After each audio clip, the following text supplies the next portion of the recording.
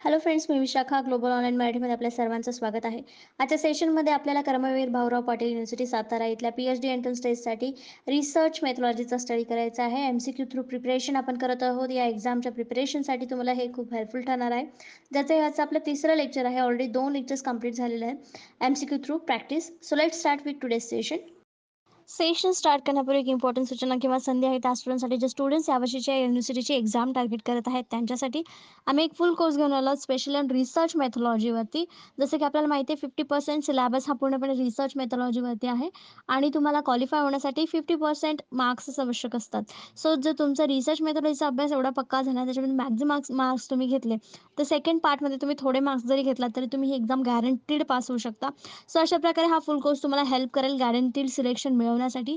या कोर्समध्ये आम्ही तुम्हाला देणार आहोत संपूर्ण अभ्यासक्रम मॉक टेस्ट, संपूर्ण अभ्यासक्रमाचे notes, video lectures plus daily live lectures and 1500 plus MCQ PDF जे तुम्हाला हेल्पफुल ठरणार आहे येणाऱ्या एक्झामला क्रॅक करण्यासाठी. या कोर्सची फीस आहे ₹699. इकडे दिलेल्या व्हॉट्सअप नंबरवरती मेसेज करून तुम्ही लगेचच कोर्सला जॉईन होऊ शकता आणि आपल्या प्रिपरेशनला सुद्धा स्टार्ट करू शकता. प्रश्नाकडे पहिला प्रश्न आहे, what is the main aim of interdisciplinary research? अंतविषय संशोधनाचे मुख्य उद्दिष्ट काय आहे? तर इंटरडिसिप्लिनरी रिसर्च काय आहे ते आपल्याला बघायचं आहे, पण त्याचं उद्दिष्ट काय आहे हा आपला प्रश्न आहे. ऑप्शन्स आहेत, to over simplify the problem of research, संशोधनाची समस्या अधिक सुलभ करणे. To bring out the holistic approach the research, संशोधनासाठी समग्र दृष्टिकोन आणणे. To create a new trend in research methodology, संशोधन पद्धतीमध्ये नवीन ट्रेंड तयार करणे. To reduce the emphasize on single subject in the research domain, संशोधन डोमेनमधील एका विषयावरील भर कमी करणे. ही सगळी उद्दिष्ट आहेत, पण हे इंटरडिसिप्लिनरी रिसर्चचा उद्देश कुठला आहे? तर करेक्ट आन्सर आहे B, to bring out the holistic approach to the research, संशोधनासाठी समग्र दृष्टिकोन आणणे हे एक या रिसर्चचं उद्दिष्ट आहे. तर इंटरडिसिप्लिनरी रिसर्च म्हणजे काय नेमकं? तर interdisciplinary research is a mode of research by teams or the individuals that integrates information, data, techniques, tools, perspectives, concepts, and or theories from two or more disciplines or bodies of specialized knowledge to the advanced fundamental understanding to solve problems. रिसर्चचाच प्रकार आहे ज्याच्यामध्ये आपण data, इन्फॉर्मेशनची माहिती, techniques वेगवेगळे वापरतो, tools वेगवेगळे वापरतो, concepts वापरतो, थेरीज असतात. एका थेरीपासून दोन वेगळ्या डिसिप्लिनरीज बॉडीज तयार करतो, स्पेशलाइज नॉलेज त्याच्यामध्ये आपण आणतो, त्याला आपण इंटरडिसिप्लिनरी रिसर्च असं म्हणू शकतो. फंडामेंटल अंडरस्टँडिंगसाठी किंवा प्रॉब्लेम सॉल्व्ह करण्यासाठी या प्रकारचा रिसर्च केला जातो. म्हणजे कसं, एक विषय आहे त्याच्यातून आणखीन दुसरा विषय शोधणे, या रिसर्चला आपण इंटरडिसिप्लिनरी रिसर्च असं म्हणू शकतो. तर याचं करेक्ट आन्सर बी होतं, to bring out the holistic approach, कारण समग्र दृष्टिकोन आल्याशिवाय आपण कुठलाही रिसर्च करू शकत नाही. याच्यामध्ये आपल्याला सगळ्याच गोष्टी इन्क्लूड करायच्या आहेत, माहिती, डेटा, टेक्निक्स, टूल्स. त्यामुळे हा बी ऑप्शन जो होता आपला या प्रश्नासाठीचा तो इथे करेक्ट होता इंटरडिसिप्लिनरी रिसर्चच्या बाबतीत. नेक्स्ट क्वेश्चन आहे सेकंड नंबरचा, the main aim of scientific method in research field is to. तर सायंटिफिक मेथडमध्ये फील्ड पद्धतीचा किंवा वैज्ञानिक पद्धतीचा मुख्य उद्देश काय आहे हे आपल्याला सांगायचं. ऑप्शन्स आहेत, इम्प्रूव्ह डेटा इंटरप्रिटेशन, डेटा व्याख्या सुधारित करा किंवा डेटाच्या ज्या काही संकल्पना आहेत त्या सुधारित करा. कन्फर्म ट्रँग्युलेशन, त्रिकोणाची पुष्टी करा. इंट्रोड्यूस न्यू व्हेरिएबल्स, नवीन व्हेरिएबल्सचा परिचय द्या. एलिमिनेट स्पिरियस रिलेशन, उत्तेजक संबंध दूर करा. तर याच्यामध्ये मुख्य उद्देश जो आहे, म्हणजे आपलं करेक्ट आन्सर इथे जे असणार आहे ते आहे डी, एलिमिनेट स्पिरियस रिलेशन. तर संशोधन क्षेत्रामध्ये या प्रकारचं जे गोष्टी आहेत त्या टाळल्या जातात किंवा त्याचं मेन एम जे आहे, मुख्य उद्दिष्ट आहे ते हे आहे. चांगल्या प्रकारचं नॉलेज आपल्याला समोर आणायचं असेल किंवा आपल्याला रिसर्च करायचं असेल तर इथे आपल्याला या गोष्टी टाळणे हे मुख्य उद्दिष्ट याच्यामध्ये असतं. When conducting research, scientists use the scientific method to collect measurable empirical evidence in an experiment related to the hypothesis, often in the form of if the statement, the result aiming to the support or contradict the theory. थेअरीची जी गोष्ट आहे त्याच्याबद्दल आपल्याला जो काही result काढायचा आहे त्या रिझल्टच्या एमपर्यंत म्हणजे त्याच्या गोलपर्यंत पोहोचण्यासाठी आपण सायंटिफिक मेथड या रिसर्चमध्ये वापरत असतो. त्याच्यामध्ये पुरावे देण्यासाठी सायंटिफिक मेथड वापरत असतो. जेव्हा सायंटिफिक मेथडने आपण एखादी गोष्ट करतो तेव्हा आपल्याला चांगले पुरावे हाती लागतात त्या पुराव्यांद्वारे आपण नेक्स्ट जो व्यक्ती आहे, समोरचा जो व्यक्ती आहे, त्याला आपण आपलं संशोधन काय आहे किंवा आपली जी गोष्ट आपल्याला मिळालेली आहे ती बरोबर आहे किंवा आपण जे हायपोथेसिस मांडलेलं आहे ते बरोबर आहे हे आपण प्रूव्ह करू शकतो सायंटिफिक मेथड जर आपण रिसर्चमध्ये वापरली तर. तर व्हॉट इज सायंटिफिक मेथड हे आता आपण या प्रश्नामध्ये समजून घेतलं. नेक्स्ट क्वेश्चन आहे 3rd नंबरचा. A researcher is interested in studying the prospect of particular political party in an urban area. So what tool should we prefer for the study?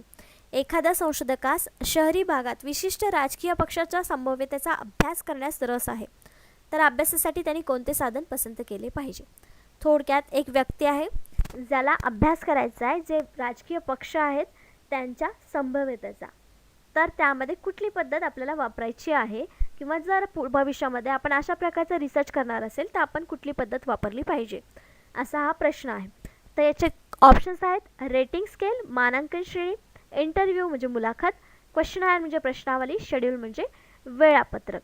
तर रेटिंग स्केल, इंटरव्ह्यू हा एखाद्या व्यक्तीचा आपण घेऊन मग त्यावर रिसर्च करू शकतो.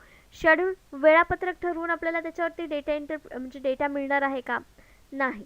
मग आपल्याला काय इथे द्यावं लागणार आहे, इथे आपल्याला द्यावं लागणार आहे क्वेश्चनायर प्रश्नावली. भरपूर साऱ्या राजकीय पक्षांच्या संभाव्यतेचा अभ्यास करायचा आहे, मग तिथे आपल्याला किती प्रश्न विचारावे लागतील माहिती नाही. मग अशा वेळेस आपण काय करतो, एक प्रश्नावली तयार करतो, क्वेश्चनायर तयार करतो. हा डेटा कलेक्शनचा एक टूल आहे असं आपण म्हणू शकतो. मग या प्रश्नाचा आपला करेक्ट आन्सर काय आहे, सी क्वेश्चनायर प्रश्नावली. या प्रकारच्या अभ्यासाने आपण या प्रकारची माहिती मिळवू शकतो. म्हणजे हा जो प्रश्न आहे आपला तो क्वेश्चनायरमुळे सुटणार आहे. Since it is an urban area, so there is a probability of literacy amongst a greater number of people. तर अशा वेळेस आपलं हे करेक्ट आन्सर का असू शकतं, तर इथे अर्बन एरियामध्ये सांगितलं आहे म्हणून याची लिटरसी जे साक्षरता दर आहे तो चांगला असणार आहे, बऱ्यापैकी चांगल्या नंबरचे लोक इथे साक्षर असणार आहेत. Also there will be the numbers questions over the ruling period of political party which cannot be simply answered by rating. तर याच्यामध्ये रेटिंगनी क्वेश्चनचे आन्सर देऊ शकणार नाही, कारण भरपूर साऱ्या पॉलिटिकल पार्टी आहेत, ते काही वेळेस रूल करत असतात, रूल पिरियड असतो तिथे, तर त्यामुळे त्याचे करेक्ट आन्सर आपल्याला मिळू शकणार नाहीत रेटिंगनी. रेटिंग देऊन त्याचं करेक्ट आन्सर आपल्याला मिळू शकणार नाही. मग अशा वेळेस काय करणार आपण, the rating can only be consider if any political party has done some work. हां, तर त्यांच्या संभाव्यतेचा अभ्यास करताना आपण रेटिंग वापरणार नाही. रेटिंग कशाच्या वेळेस वापरू शकतो आपण, की ते तेव्हा ज्यांनी एखादं काम कंप्लीट केलं असेल मग त्यांचं काम कसं झालेलं आहे त्यासाठी आपण रेटिंग स्केल किंवा रेटिंग वापरू शकतो. त्या गोष्टीचा सर्वे करण्यासाठी आपण रेटिंग वापरू शकतो. पण हे जे काम सांगितलेलं आहे which is the questionnaire use, which is why the questionnaire use, का यूज केलेले आहे आपण, तर रेटिंग इथे यूज करता येणार नाही आहे आणि भरपूर सारे नंबर इथे लोकांचे जे आहेत ते साक्षर असणार आहेत, जे क्वेश्चन वाचून आन्सर देऊ शकणार आहेत, म्हणून इथे आपण क्वेश्चनायरचा वापर केलेला आहे. भरपूर मोठ्या अमाऊंटमध्ये म्हणजे भरपूर नंबर्समध्ये क्वेश्चनायर एकाच वेळी दिली तर आपल्याला भरपूर डेटा कलेक्ट होतो, म्हणून इथे आपण ही पद्धत वापरलेली आहे किंवा या प्रकारच्या प्रश्नाचं आन्सर जे आहे ते आपलं क्वेश्चनायर येणार आहे. नेक्स्ट क्वेश्चन आहे 4th नंबरचा. The conclusions findings of type of research cannot be generalize to other situations. कोणत्या प्रकारच्या संशोधनाचे निष्कर्ष इतर परिस्थितीमध्ये सामान्य केले जाऊ शकत नाहीत, जनरलाइज केले जाऊ शकत नाहीत.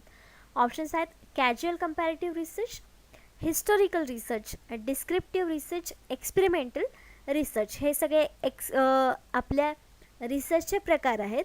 तर या प्रकारातला कोणता असा प्रकार आहे किंवा कोणता असा रिसर्च आहे ज्याचा निष्कर्ष प्रत्येक परिस्थितीमध्ये लागू होत नाही किंवा सेम असेलच असं आपण सांगू शकत नाही.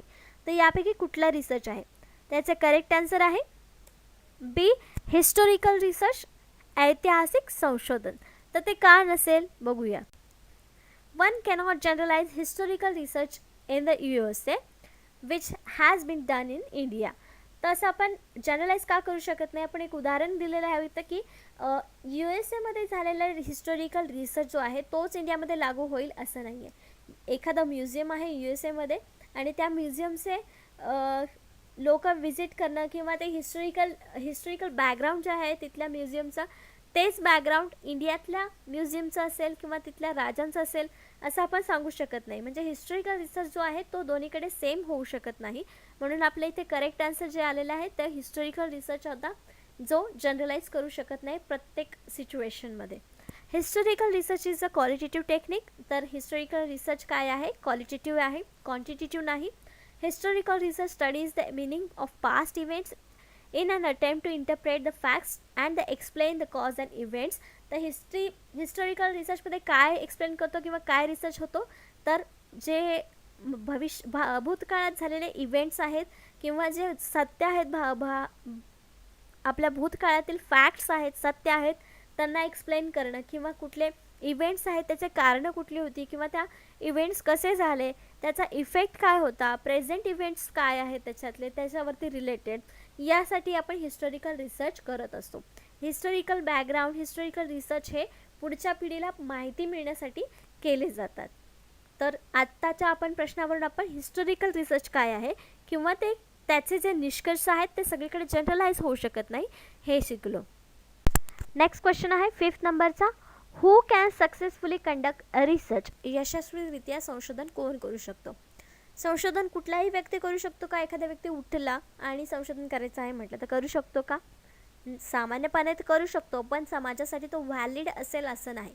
सामान्यपणे मला याच्याबद्दल माहिती घ्यायची आहे, क्युरियोसिटी म्हणून मला ह्याच्याबद्दल माहिती करून घ्यायचं आहे, हा शोध किंवा संशोधन असं म्हणू शकतो. पण जो प्रॉपर संशोधन असतो, ज्याला व्हॅलिड मान्यता असते, ते संशोधन करण्यासाठी कुठली गोष्ट आवश्यक आहे ते बघूया. ऑप्शन्स आहेत. Someone who is a hard worker, कोणी कठोर परिश्रम कामगार आहे. पोस्ट ग्रॅज्युएशन डिग्री, पदव्युत्तर पदवी असायला पाहिजे. हॅज स्टडीड रिसर्च मेथॉलॉजी, संशोधन पद्धतीचा अभ्यास केला आहे. Possess thinking and reasoning ability, विचार करण्याची क्षमता आणि तर्कक्षमता असावी. तर यामधले सगळेच ऑप्शन आपल्याला करेक्ट वाटत आहेत की त्यांनी हार्डवर्कर असलं पाहिजे, ते पोस्ट ग्रॅज्युएट तर असलंच पाहिजे. माहिती आपल्याला संशोधन करण्यासाठी, PhD करण्यासाठी पोस्ट ग्रॅज्युएशन कंपल्सरी आहे. त्यानंतर रिसर्च मेथॉलॉजीचा अभ्यास केलेला असावा, हे पण कंपल्सरी आहे आपल्याला PhD करायची असेल तर.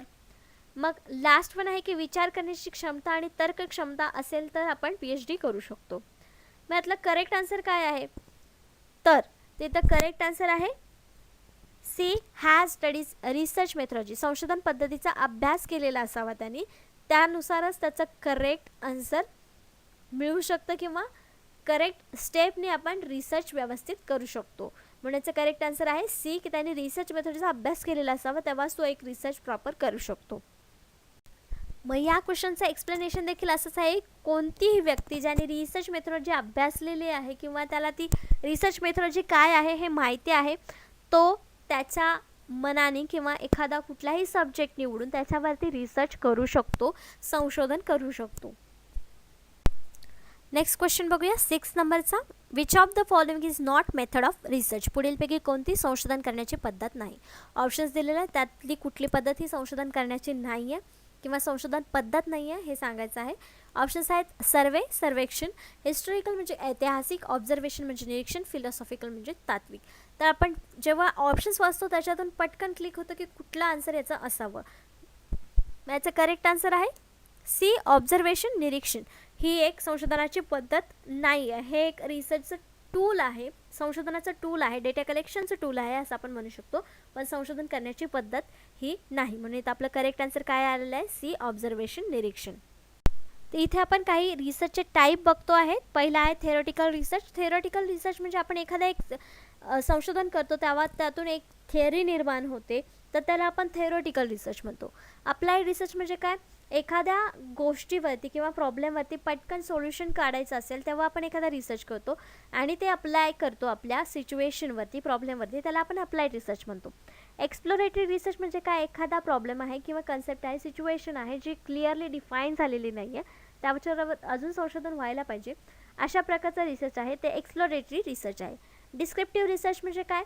त्या एखाद्या गोष्टीबद्दल भरपूर सारे डिस्क्रिप्शन आहे किंवा त्याचे परिणाम, कारण जे काही आपण डिस्क्रिप्शन लिहितो त्याला डिस्क्रिप्टिव्ह रिसर्च असं म्हणू शकतो. तर एक्सप्लेनेटरी रिसर्च म्हणजे काय? तर ते जे प्रॉब्लेम्स आहेत ते वेल रिसर्च नसतात, मग त्याच्यावर आणखीन रिसर्च आवश्यक असतो, बेटर रिसर्च करणं गरजेचं असतं, तेव्हा या प्रकारचा रिसर्च केला जातो. क्वालिटेटिव्ह रिसर्च म्हणजे काय? ज्याच्यामध्ये अंक नाहीत असा रिसर्च, आणि क्वांटिटेटिव्ह म्हणजे ज्याच्यामध्ये अंक आहेत असा रिसर्च. तर हे दोन वेगवेगळे प्रकार आहेत, त्याच्या अंडर वेगवेगळे प्रकार रिसर्चचे पडत असतात. एक्सपेरिमेंटल रिसर्च म्हणजे जिथे आपण एक्सपेरिमेंट करून तिथे रिसर्च निर्माण होतो त्याला एक्सपेरिमेंटल रिसर्च म्हणू शकतो. हे काही पार्ट्स आहेत किंवा हे काही टाईप्स आहेत रिसर्चचे. याच्या व्यतिरिक्तही रिसर्चचे टाईप्स आहेत, ते देखील आपण एखाद्या क्वेश्चन्समध्ये किंवा कन्सेप्टमध्ये थेअरीमध्ये बघणार आहोत. नेक्स्ट क्वेश्चन आहे 7 नंबरचा. A research problem is feasible only when. एक संशोधन समस्या फक्त तेव्हा शक्य आहे जेव्हा शक्य किंवा व्यवहार्य आहे, की जेव्हा ऑप्शन्स आहेत इट हॅज युटिलिटी आणि रिलिव्हन्स, याची उपयुक्तता आणि प्रासंगिकता आहे. It is new and add something to the knowledge, हे नवीन आहे किंवा ज्ञानात काहीतरी जोडते. इट इज रिसर्चेबल, हे संशोधन करण्यायोग्य आहे. आणि D all of the above वरील सर्व. त्याचं करेक्ट आन्सर आहे D all of the above. का? कारण रिसर्च प्रॉब्लेम विचारलेला आहे, कधी व्यवहार्य असतो किंवा शक्य आहे किंवा तो घेण्यायोग्य आहे, कारण त्याच्यामध्ये उपयुक्तता आणि प्रासंगिकता पण पाहिजे. म्हणजे लेटेस्ट विषय असेल तरच त्याच्यामध्ये उपयुक्त असेल. त्याच्यावरती जे सोल्युशन आपण शोधणार आहे ते जर आधी घडून गेलेल्या गोष्टीवरती असतील तर त्याचा तिथे काहीच उपयोग होणार नाही. म्हणजे प्रासंगिकता त्याच्यामध्ये असायला हवी त्या प्रॉब्लेममध्ये, जो आपण रिसर्च प्रॉब्लेम निवडणार आहे त्याच्यामध्ये. त्यानंतर जे आपण सर्च करणार आहोत त्याच्यामध्ये आपल्या ज्ञानात काहीतरी भर पडायला पाहिजे. ऑलरेडी जर ते करून झालेलं असेल तर त्याच्यामध्ये आपली एक्स्ट्रा भर काय मिळणार नाही. जे आपलं ऑलरेडी नॉलेज आहे तेच नॉलेज आपण शेअर करतो, एवढंच होणार. नंतर इट इज रिसर्चेबल, म्हणजे हे संशोधन करण्यायोग्य पण असलं पाहिजे. नॉर्मल ऑलरेडी त्याच्यावरती कोणीतरी लिहून ठेवलेलं आहे ऑलरेडी असणं त्याला रिसर्चेबल विषय आपण म्हणू शकत नाही किंवा रिसर्चेबल प्रॉब्लेम असं म्हणू शकत नाही. जे जनरल नैसर्गिकरित्या होत आहे त्याच्यावरती जर सोल्युशन ऑलरेडी असेल तर तो एक गुड प्रॉब्लेम होणार नाही, गुड रिसर्च प्रॉब्लेम होणार नाही. म्हणजे आपलं हे सी करेक्ट ऑप्शन, हे सी देखील करेक्ट ऑप्शन आहे. मग आपल्या इथे तिन्ही ऑप्शन्स करेक्ट आहे म्हणून डी ऑप्शन इथे आपण आन्सर देतो. ऑल ऑफ द अबो वरील सर्व जे ऑप्शन्स आहेत ते करेक्ट आहेत. A research problem can be define as a statement about the area of the interest. तर रिसर्च प्रॉब्लेम नेमकं काय आहे इथं बघतो आपण. तर एक स्टेटमेंट आहे जे आपल्या इंटरेस्टमधल्या एरियामधला एक स्टेटमेंट आहे किंवा प्रॉब्लेम आहे. A condition that is required to improve, जिथे आपली एक कंडिशन आहे, स्थिती आहे, ती आपल्याला सुधारायची आहे किंवा त्याच्यामध्ये इम्प्रूव्हमेंट करायची आहे. A difficulty that has to be eradicated or any distinguished question existing in scholarly literature in a theory or in practice that point to be solved. तर प्रॉब्लेम म्हणजे काय, एखादी सिच्युएशन आहे ज्याच्यामधला काही प्रश्न आहेत, काहीतरी साहित्य आहे पण आपल्याला ते सॉल्व करायचं आहे, त्याच्यावरती आपल्याला उपाय शोधायचा आहे, त्याला आपण रिसर्च प्रॉब्लेम असं म्हणू शकतो. जो कोणी एक प्रॅक्टिकल किंवा पॉईंट आहे जो आपल्याला सॉल्व करायचा आहे त्याला आपण रिसर्च प्रॉब्लेम असं म्हणू शकतो. नेक्स्ट क्वेश्चन आहे 8th नंबरचा. Authenticity of research findings is it's. संशोधनाची शोधातील सत्यता ही त्याची आहे किंवा त्याच्यावर शोधलेली असते किंवा अवलंबून असते. Authenticity of research finding is it's त्याची काय असते. ऑप्शन्स आहेत व्हॅलिडिटी वैधता, ऑब्जेक्टिव्हिटी म्हणजे वस्तुस्थिती, ओरिजिनॅलिटी म्हणजे मौलिकता, D all of the above वरील सर्व. तर ऑथेंटिसिटी म्हणजे संशोधनाची शोधाची सत्यता ही काय असते, एक वस्तुस्थिती असते. म्हणजे जे आपण रिसर्च करताना प्रॉब्लेम्स कसे निवडतो आपण, जे करंट सिच्युएशनवरती आहेत त्याच्यावरती आपल्याला रिसर्च करणं गरजेचं आहे. त्याच्यावर रिसर्च केल्यानंतर त्याचे उपाय जे आहेत ते लागू केल्यावर काहीतरी फायदा होणार आहेत अशा गोष्टी आपण निवडतो. म्हणजेच आपण सत्यता जी आहे ती तिथे मांडत असतो, वस्तुस्थिती मांडत असतो. म्हणून आपलं करेक्ट आन्सर इथे काय आलेलं आहे, बी ऑब्जेक्टिव्हिटी. संशोधनाच्या शोधातील सत्यता ही त्याची एक वस्तुस्थिती असते, हे त्याचं करेक्ट आन्सर येणार आहे. म्हणून आपल्या इथे करेक्ट आन्सर बी आहे, ऑब्जेक्टिव्हिटी वस्तुस्थिती. नेक्स्ट क्वेश्चन बघतोय 9th नंबरचा. Which one is called non probability sampling. असंभाव्यतेचे सॅम्पलिंग कोणाला म्हणतात किंवा असंभाव्यता सॅम्पलिंग पद्धतीमध्ये कुठला प्रकार खालील ऑप्शन्सपैकी येतो हे आपल्याला सांगायचं आहे. ऑप्शन्स आहेत कोटा सॅम्पलिंग, कोटा नमुना, cluster sampling, systematic sampling, स्ट्रॅटिफाईड random sampling. तर संभाव्यतेमध्ये स्ट्रॅटिफाईड, सिस्टमॅटिक आणि क्लस्टर हे तिन्ही प्रकार येतात. फक्त कोटा सॅम्पलिंग जे आहे ते नॉन प्रोबॅबिलिटी सॅम्पलिंगमध्ये येतं. म्हणून याचं करेक्ट आन्सर जे आहे ते आहे ए कोटा सॅम्पलिंग. कोटा नमुना जो आहे तो असंभाव्यतेच्या सॅम्पलिंगमध्ये येतं. Common non probability sampling methods include convenience sampling. तर नॉन प्रोबॅबिलिटी सॅम्पलिंग मेथड्समध्ये कुठले कुठले प्रकार आहेत हे आपण बघतोय. Convenience sampling, voluntary response sampling, purposive sampling, snowball sampling and quota sampling. हे जे प्रकार आहेत ते नॉन प्रोबॅबिलिटी सॅम्पलिंग मेथड्स आहेत. प्रोबॅबिलिटी सॅम्पलिंग मेथड्स या वेगळ्या आहेत. आपण नेक्स्ट क्वेश्चनमध्ये किंवा नेक्स्ट थेअरीमध्ये हे पॉईंट्स कवर करूयात, किंवा हे पॉईंट्स नेमके काय आहेत, हे सॅम्पलिंग्स कसे निवडले जातात हे देखील बघूयात. Convenience sample, voluntary response sample and purposive samplings and snowball samples. तोपर्यंत हे आपल्याला लक्षात ठेवायचे हे नॉन प्रोबॅबिलिटी सॅम्पलिंग मेथड्स आहेत.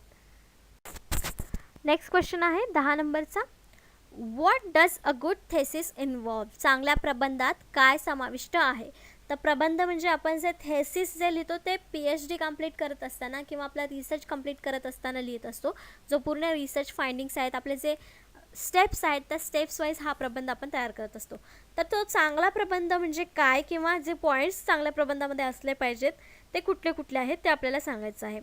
त्यांनी काही स्टेटमेंट्स दिलेले आहेत, म्हणजे कुठल्या कुठल्या प्रबंधामध्ये चांगल्या गोष्टी आहेत ते, त्यातून आपले कुठल्या गोष्टी निवडायच्या आहेत ते आपलं करेक्ट आन्सर असणार आहे. तर पहिला आहे reducing punctuation as well as grammatical errors to the minimalist. विरामचिन्हे कमी करणे तसेच व्याकरणातील त्रुटी कमी करणे. ही गोष्ट चांगल्या प्रबंधाची आहे का. बरोबर. ग्रामर किंवा विरामचिन्ह ही व्यवस्थित असतील तर आपलं लिखाण हे चांगलं होत असतं, म्हणून हे आपल्याला चांगल्या प्रबंधामध्ये लक्षण आहे. नेक्स्ट आहे बी, करेक्ट रेफरन्स सायटेशन. योग्य संदर्भ उद्धरण. संदर्भ सूची आपल्याला द्यावी लागते प्रत्येकाला रिसर्च करताना, किंवा रिसर्च करणाऱ्या प्रत्येक व्यक्तीला संदर्भ ग्रंथाची सूची द्यावी लागते की आपण कुठून कुठून संदर्भ घेतलेत. मग हे पण आपल्या चांगल्या प्रबंधाचे एक गोष्ट आहे किंवा एक भाग आहे, म्हणून आपलं बी पण स्टेटमेंट करेक्ट आहे. Statement C, consistency in the way of thesis writing. प्रबंध लेखनाच्या मार्गात सुसंगता असावी. तुटक तुटक प्रबंध लेखन असेल तर ते योग्य वाटेल का, किंवा वाचायलाही चांगलं वाटेल का. नाही. मग आपलं इथं स्टेटमेंट सी सुद्धा करेक्ट आहे, कारण त्याच्यामध्ये सुसंगतता असली पाहिजे. स्टेटमेंट डी, वेल डिफाईन्ड अब्स्ट्रॅक्ट. सुस्पष्ट सारांश असावा. प्रबंधामध्ये आपल्याला सुरुवातीला सारांश देखील लिहावा लागतो. मग तो सारांश जो आहे तो सुस्पष्ट असेल तरच आपल्याला पुढचा सगळा रिसर्च चांगला दिसतो, किंवा रिसर्चमध्ये नेमकं काय आहे ते आपल्याला त्याच्यातून कळतं, म्हणून तो सुस्पष्ट असावा. वेल डिफाईन अब्स्ट्रॅक्ट असावा. म्हणजे आपले ABCD चारही ज्या गोष्टी आहेत त्या चांगल्या प्रबंधामध्ये समाविष्ट कराव्या लागतात, किंवा चांगला प्रबंध होण्यासाठी या चारही गोष्टी आवश्यक आहेत. मग आपलं करेक्ट आन्सर इथे काय येणार आहे. ABCD हे चारही ऑप्शन जिथे असतील ते आपलं करेक्ट आन्सर असणार आहे. मग इथे ऑप्शन्समध्ये बी ऑप्शन जे आहे ते आपलं करेक्ट आन्सर आहे. ABCD चारही ऑप्शन्स असणारं करेक्ट आन्सर बी आहे, म्हणून आपलं इथे करेक्ट आन्सर बी आलेलं आहे. A thesis statement should be show exactly what your paper will be about. म्हणजे थेसिस स्टेटमेंट काय असतं, तर जे आपल्या पेपरमध्ये काय असणार आहे ते एक्झॅक्टली शो करणारं हे स्टेटमेंट असतं. What will help you to keep your paper to a manageable topic. जे मॅनेजेबल आपला टॉपिक आहे त्याच्यावरती आपल्याला हेल्प करणार आहे हे स्टेटमेंट. ज्या पेपरवरती टिकून राहण्यासाठी आपल्याला हे स्टेटमेंट हेल्प करणार आहे. For example, if you are writing a 7 to 10 page paper on hunger. जर आपण भूकेवर 7 ते 10 पानं लिहिणार असेल, you might say world hunger has many causes and effect. मग आपलं स्टेटमेंट काय असणार आहे की वर्ल्ड हंगर म्हणजे जागतिक भूक जे आहे किंवा भूकमारी जे आहे त्याचे भरपूर कारणं आहेत आणि त्याचे परिणाम देखील आहेत. याच्यामध्ये आपण काहीही स्टडी केला भुकेवरती किंवा हंगरवरती तर तो सगळ्या याच्यामध्ये इन्क्लूड होता. आपल्या विषयाचा वास्टपणा किती आहे म्हणजे त्याचं टॉपिक किती खोल आहे हा आपल्या एका स्टेटमेंटवरून लक्षात येतो. म्हणून ते स्टेटमेंट जे आहे थेसिस स्टेटमेंट जे आहे ते अशा प्रकारचं असायला पाहिजे. तर आजच्या या प्रश्नामध्ये आपण लास्टवाल्या त्याच्यामध्ये आपण थेसिस स्टेटमेंट कसं असायला पाहिजे किंवा थेसिस स्टेटमेंट काय आहे हे बघितलं. नेक्स्ट